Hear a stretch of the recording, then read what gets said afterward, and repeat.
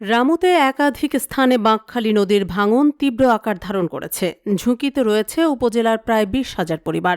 এমন এক দৃশ্যের দেখা মিলেছে উপজেলার কাওয়ারখোপ রামু নাইখংছড়ি সড়ক ঘেঁষে বাঁকখালী নদীর তীরের পূর্ব কাওয়ারখোপ এলাকায়।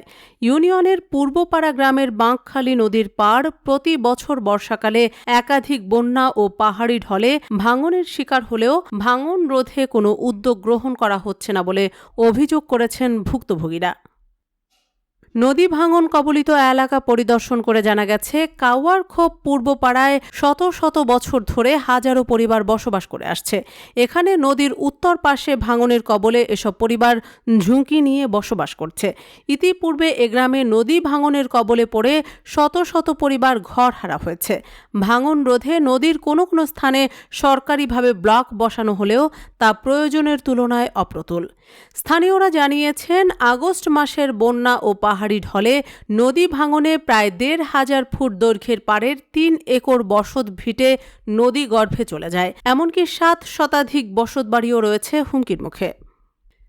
কাওয়ারখোপ union নিকাহ registrar M Abdullah Al Mamun জানিয়েছেন, ২০১২ সালের বন্যায় পূর্ব কাওয়ারখোপ মরহুম আবুল বাশার সওদাগরের ঘাটা থেকে আইরাবাপের ঘাটা পর্যন্ত বাঁকখালী নদীর পাড় ভাঙন শুরু হয়।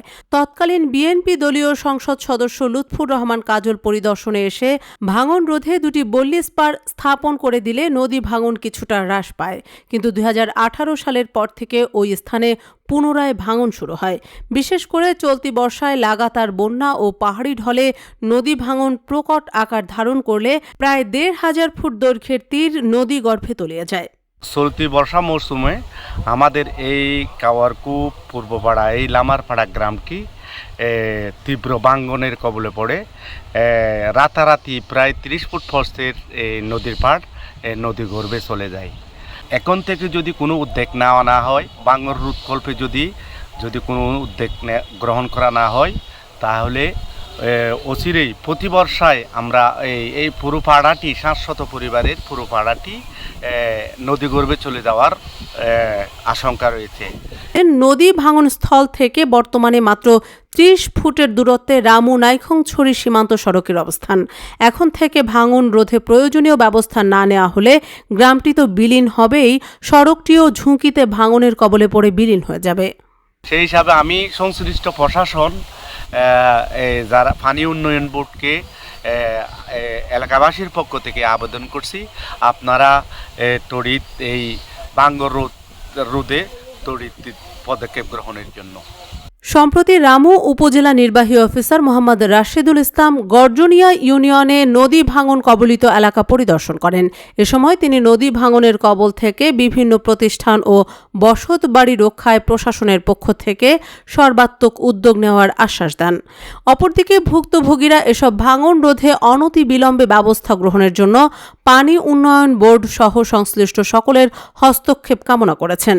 এ ব্যাপারে জানতে চাইলে কক্সবাজার পানি উন্নয়ন বোর্ডের উপবিভাগীয় প্রকৌশলী মিথুন ওয়াদ্দাদার জানিয়েছেন, রামুর বিভিন্ন স্থানে নদী ভাঙন বিষয়ে পানি উন্নয়ন বোর্ড অবগত আছে। এসব ভাঙন রোধে যথাসম্ভব জরুরি ভিত্তিতে কাজ করা হচ্ছে। এভাবে রামুর গর্জনিয়া ইউনিয়নের ক্যাজুরবিল, দক্ষিণ মিঠাছড়ি, চাকমারকুল, কচ্ছপিয়া সহ বিভিন্ন স্থানে বাঁকখালী নদীর ভাঙনে শিক্ষা ও ধর্মীয় প্রতিষ্ঠান, বসতবাড়ি সহ অসংখ্য স্থাপনা তীব্র ভাঙনের মুখে পড়েছে। তাছাড়া রাজারকুল ইউনিয়নের শিকলঘাট এলাকায় শিকলঘাট মনিরঝিল সড়কের একাংশে ভাঙন দেখা দিয়েছে। ফতেখাঁড়কুল ইউনিয়নের তেমুহনী স্টেশনের পার্শ্ববর্তী জুলেখার পাড়ায় সিসি ব্লক সরে গিয়ে হুমকিতে পড়েছে রামু মরিচ্চা সড়ক সহ আশেপাশের বসতি। এসব এলাকার বাসিন্দারা নদী ভাঙন রোধে জরুরি ভিত্তিতে ব্যবস্থা গ্রহণের জন্য পানি উন্নয়ন বোর্ডের কাছে জোর দাবি জানিয়েছেন। নিউজ ডেস্ক, রামু খবর 24।